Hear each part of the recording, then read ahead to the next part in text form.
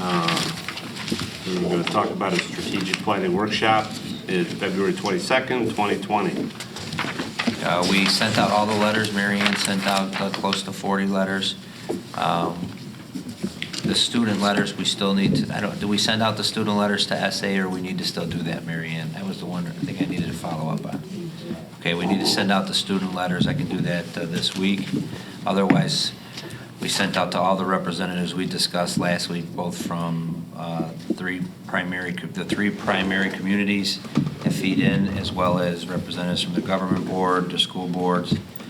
We sent it to the RBEA, the administration. So out of the 40 letters we sent out, we've gotten one response so far that they'll attend. So I'll keep you posted. We'll do maybe a follow-up, maybe a phone call or something. Mary Ann and I will continue to work on that and monitor that.